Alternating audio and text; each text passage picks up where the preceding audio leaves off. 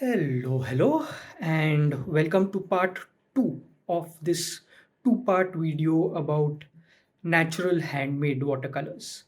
Although you don't need to watch the two parts in any particular order. In the first video, we swatched out these natural handmade watercolors, and we also swatched out these commercial colors, which I think are very similar to these right here. In the second video, we have two almost identical sketches. The first of which we will be painting using these commercial colors, and the second we will be painting using these natural colors. One change from the first video is that I'm switching out this yellow ochre for a raw sienna to better match this soil yellow here. Alright, without any further ado, let's get on to it.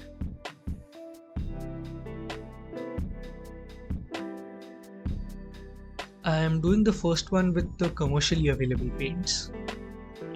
I have sped this up substantially as I am in essence painting the same scene two times.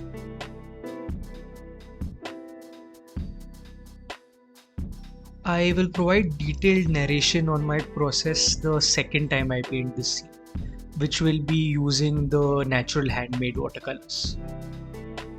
Feel free to skip ahead to that point if you like.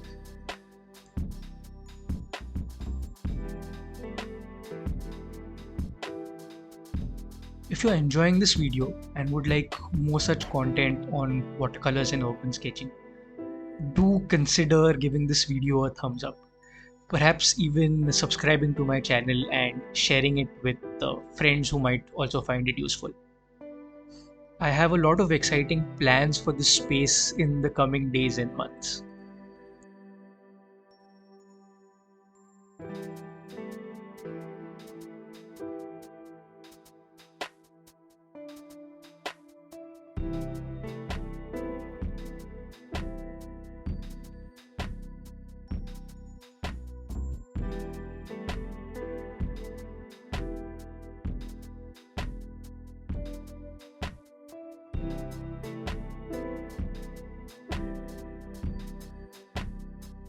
Another plug that I wanted to make is about my classes on Skillshare. I now have 5 classes over on the platform, each more than an hour long. Use the link in the description to get your first month on Skillshare free of cost.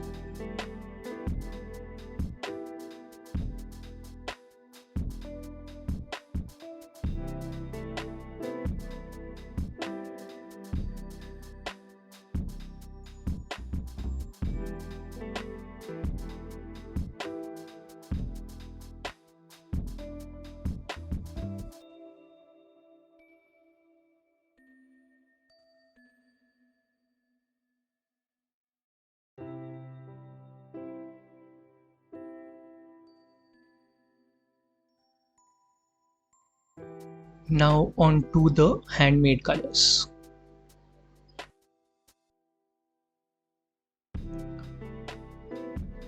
Look how easily they lift off the paper. Just as I started off, I made a mistake. I put that brown where it didn't need to be. And just with a brush with clean water and a little bit of tissue paper, I managed to lift the pigment clean off. This is something which is near impossible when using commercial grade paints.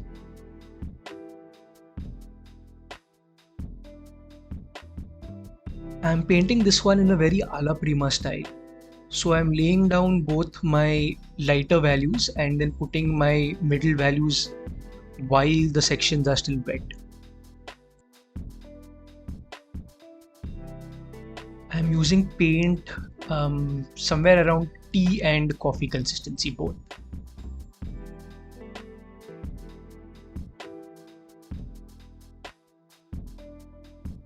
In the previous painting, you could see how the browns and the blues were flowing into one another when wet. But here, that is hardly happening. It may not be everyone's cup of tea. Some people do like that greater flow. But if you like greater control, then this is a good set.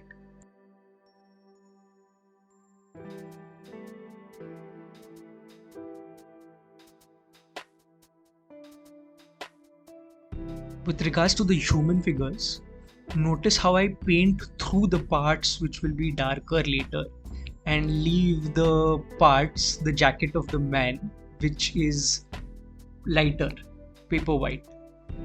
This is something I noticed right at the sketching stage and I planned my scene accordingly.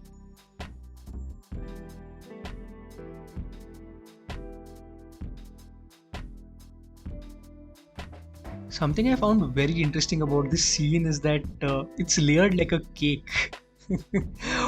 From the different floors of the building to the interior space with the slightly warm lighting to those planters, all the way to the wet footpath in the foreground.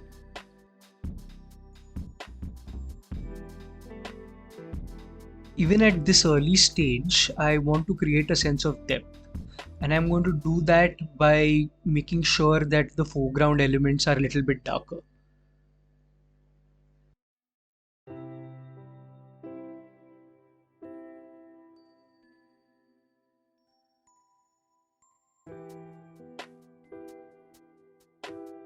As I put in that building to the right, I very intentionally wanted bits of paper to show through and the edge to be a little untidy.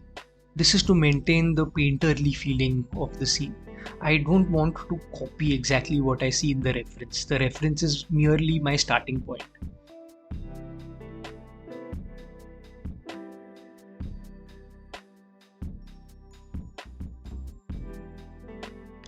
I'm now beginning to put in the darker middle values and the darks. Again, moving from top to bottom in the scene.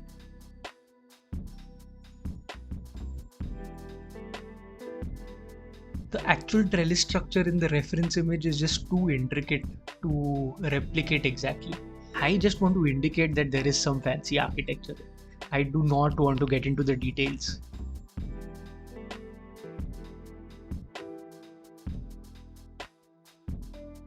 Mixing a green was something I was worried about given the limited palette I have. But this doesn't look all that bad. Colors are often relative and not exact. It's the other colors around it that make the green look like green and hence make those marks look like vegetation.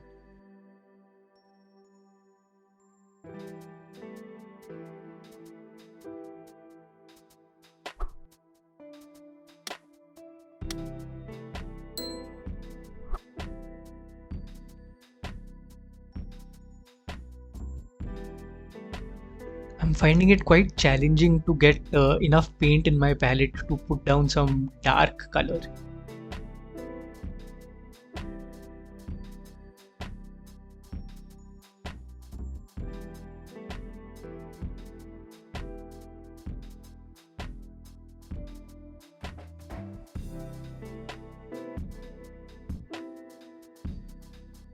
Painted the first one in a single sitting, but in this one I ended up taking a 10-15 minute break at this point.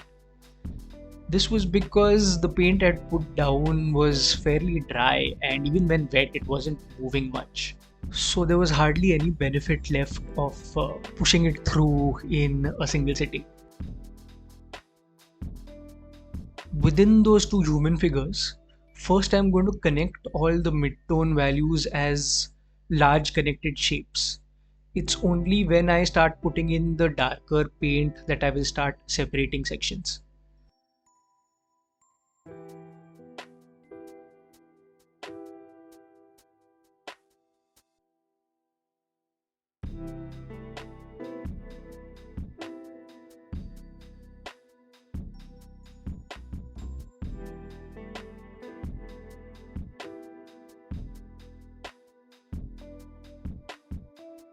I'm going to connect that woman's trouser into the bollard into the trouser of the man behind her.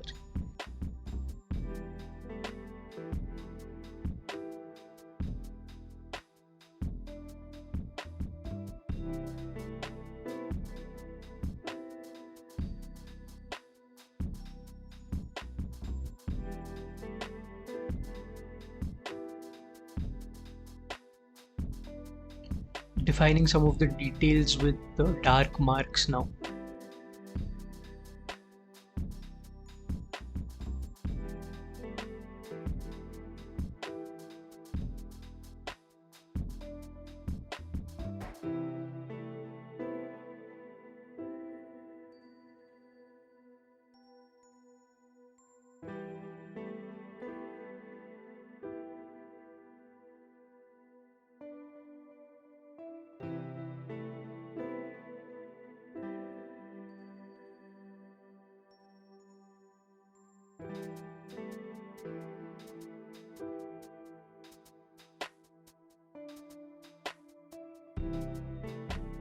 I'm pre-wetting the foreground area so that I can add those deep dark reflections and make sure that they are loose and flowy with no hard edges.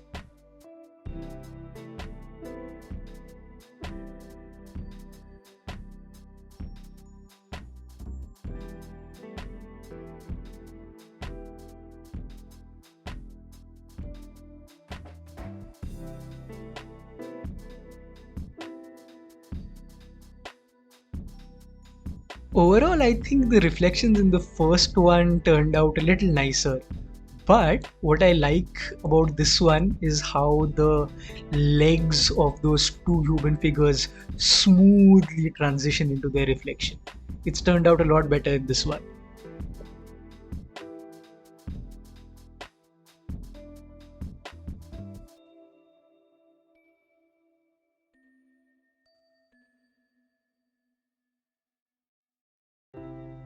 I've added some opaque white gouache to my mix to get back some of the highlights.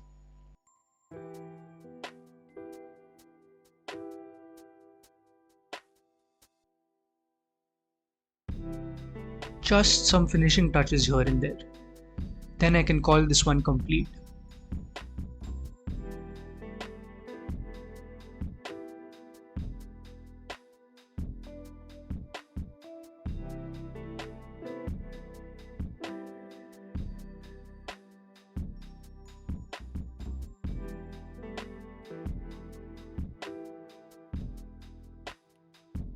It's been a day since I painted these two, so I've had some time to analyze.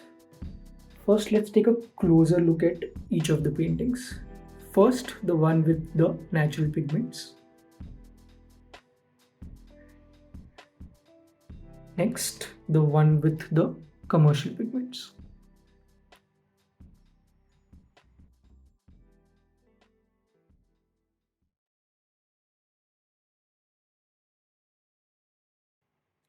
First thing I observed was with regards to flow.